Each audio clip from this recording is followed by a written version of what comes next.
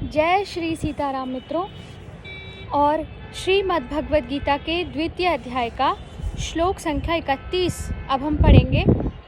उससे पूर्व मैं बता दूं कि भगवान ने सांख्य योग के अनुसार अनेक युक्तियों द्वारा नित्य शुद्ध बुद्ध सम निर्विकार और अकर्ता आत्मा के एकत्व, नित्यत्व, अविनाशित्व आदि का प्रतिपादन करके तथा शरीरों को विनाशशील बतलाकर आत्मा के या शरीरों के लिए अथवा शरीर और आत्मा के वियोग के लिए शोक करना अनुचित सिद्ध किया।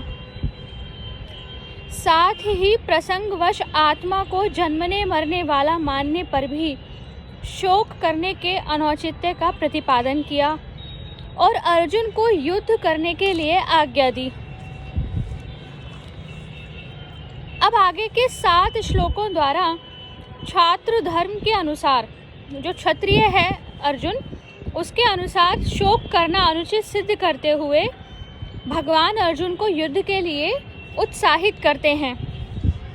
तो श्लोक संख्या 31, स्वधर्ममपि चावेक्ष न विकम्पितु मर्हसि धर्म याद्धि युद्धा श्रेयो अन्यत् क्षत्रियस्य न विद्यते।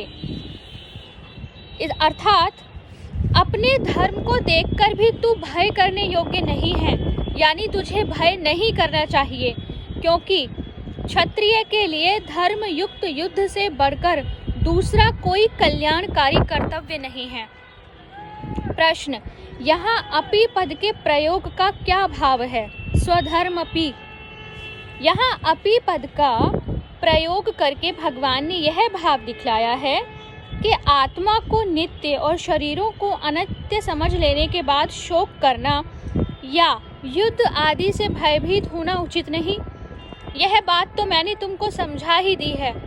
इसके अतिरिक्त यदि तुम अपने वर्ण धर्म की ओर देखो तो भी तुम्हें भयभीत नहीं होना चाहिए, क्योंकि युद्ध से विमुख न होना क्षत्रिय का स्वाभाविक धर्म है।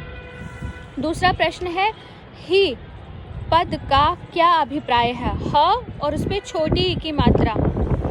तो यहाँ पर यह पद हेतुवाचक है। इसका अभिप्राय है कि भयभीत क्यों नहीं होना चाहिए। हेतु अर्थात कारण, इसकी पुष्टि उत्तरार्ध में की जाती है। अगला प्रश्न आता है कि क्षत्रिय के लिए धर्मयुक्त युद्ध से बढ़कर दूसरा कोई श्रेय नहीं। इस वाक्य का क्या भाव है? उत्तर है, इस वाक्य से भगवान ने यह भाव दिखलाया है कि जिस युद्ध का आरंभ अनीति या लोभ के कारण नहीं किया गया हो एवं जिसमें अन्यायाचरण नहीं किया जाता हो, किंतु जो धर्म संगत हो, कर्तव्य रूप से प्राप्त हो और न्यायानुकूल किया जाता हो, ऐसा युद्ध ही क्षत्रिय के लिए अन्य समस्त धर्मों की अपेक्षा अधिक कल्याणकारक है। क्षत्रिय के लिए उससे बढ़कर दूसरा कोई कल्याणप्रद धर्म नहीं, क्योंकि धर्ममय युद्ध करने वाला क्षत्रिय अनायास ही इच्छानुसार स्वर्ग या मोक्ष को प्राप्त कर सकता है। श्लोक संख्या 32, यद्रक्षया चौपपन्नम स्वर्ग द्वारमपावृतम सुखिनः क्षत्रियः पार्थ लभन्ते युद्धमि दृशम। अर्थात हे पार्थ, अपने आप प्राप्त हुए और खुले हुए स्वर्ग के द्वार रूप इस प्रकार के युद्ध को भाग्यवान क्षत्रिय लोग ही पाते हैं। प्रश्न है कि पार्थ संबोधन का क्या भाव है? यहाँ अर्जुन को पार्थ नाम से संबोधित करके भगवान उनकी माता कुंती ने हस्तिनापुर से आते समय जो संदेश कहलाया था उसकी पुनः स्मृति दिलाते हैं। उस समय कुंती ने भगवान से कहा था, एतत् नंजयो वाच्यो नित्योद्युक्तो वृकोदरः यदर्थम क्षत्रिय सूते तस्य कालो अयमागतः। अर्थात धनंजय अर्जुन से और सदा कमर कसकर तैयार रहने वाले भीम से तुम यह बात कहना कि जिस कार्य के लिए क्षत्रिय माता पुत्र उत्पन्न करती है, अब उसका समय सामने आ गया है। ऐसा कुंती ने कहा था। प्रश्न आता है कि यहाँ युद्धम के साथ यद्रक्षयोपन्नम विशेषण देकर उसे अपावृतम स्वर्ग द्वारम कहने का क्या भाव है? श्लोक में है ना, स्वर्ग द्वारम पाव्रतम। तो उत्तर है यद्रक्षयोपपन्नम विशेषण देकर यह भाव दिखलाया है कि तुमने यह युद्ध जानबूझकर खड़ा नहीं किया।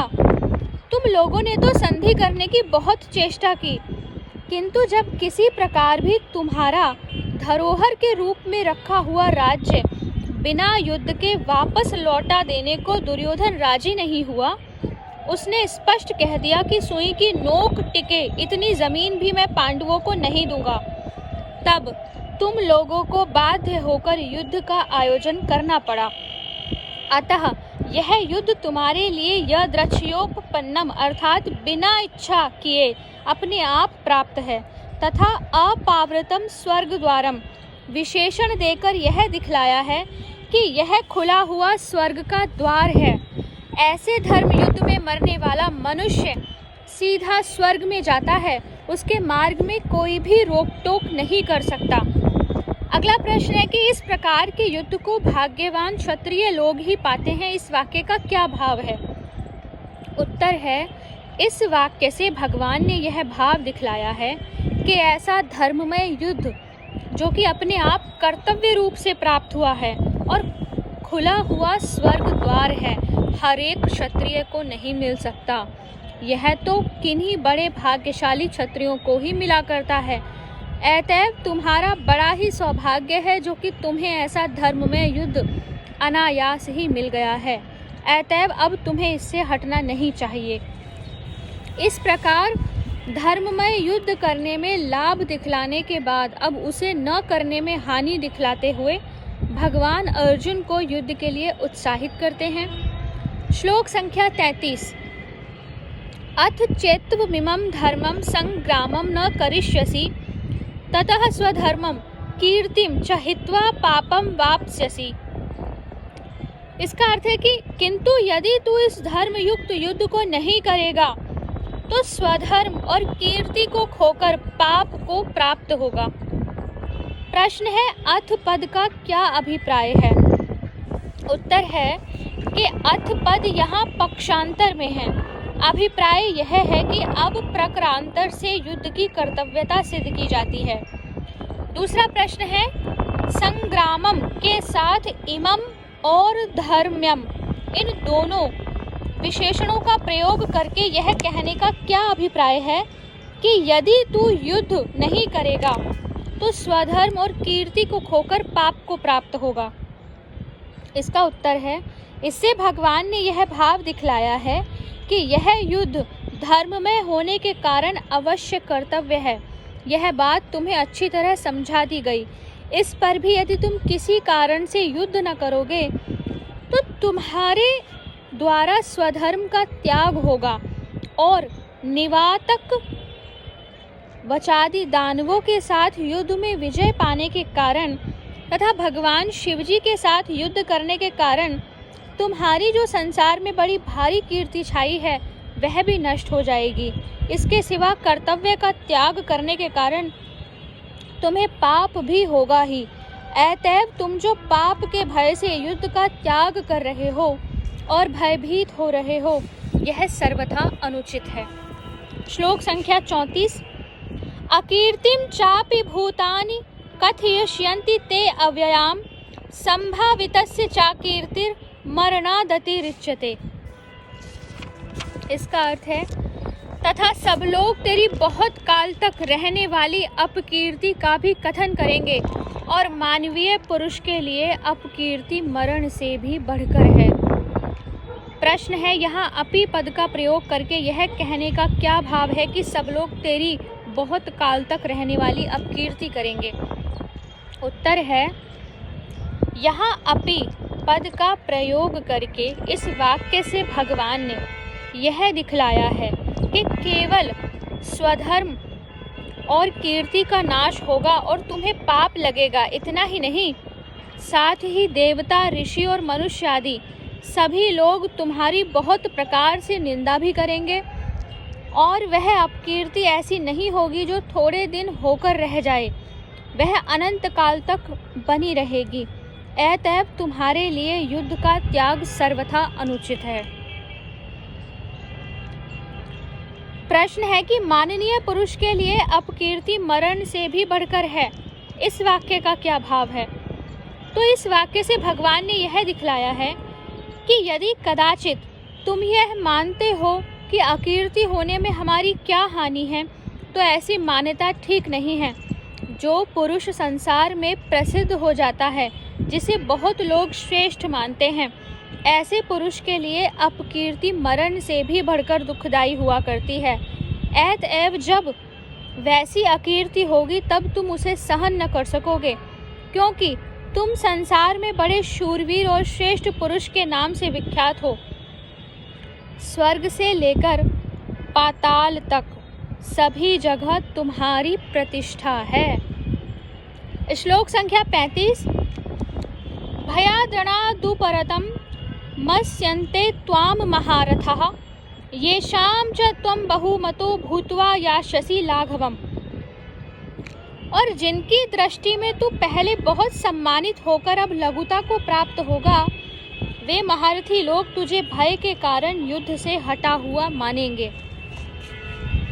जिनकी दृष्टि में तू बहुत सम्मानित होकर लघुता को प्राप्त होगा, इस वाक्य का क्या भाव है? उपयुक्त वाक्य से भगवान ने यह भाव दिखलाया है कि भीष्म, द्रोण और शल्य आदि तथा विराट, द्रुपद, सात्यकी और धृष्टद्युम्न आदि महारथी गण जो तुम्हारी बहुत प्रतिष्ठा करते आए हैं, तुम्हें बड़ा भारी शूरवीर, महान योद्धा और धर्मात्मा मानते हैं। युद्ध का त्याग करने से तुम उनकी दृष्टि में गिर जाओगे, वे तुमको कायर समझने लगेंगे। प्रश्न है, महारथी लोग तुझे भय के कारण युद्ध से हटा हुआ मानेंगे, इस वाक्य का क्या भाव है? इस वाक्य से भगवान ने महारथियों की दृष्टि में अर्जुन के गिर जाने का ही स्पष्टीकरण किया है। अभिप्राय यह है कि वे महारथी लोग यह नहीं समझेंगे कि अर्जुन अपने स्वजन समुदाय पर दया करके या युद्ध को पाप समझकर उसका परित्याग कर रहे हैं। वे तो यही समझेंगे कि ये भयभीत होकर अपने प्राण बचाने के लिए युद्ध का त्याग कर रहे हैं। इस परिस्थिति में युद्ध न करना तुम्हारे लिए किसी तरह भी उचित नहीं है। श्लोक संख्या 36 से आगे के वीडियो में पढ़ेंगे। हरे कृष्णा।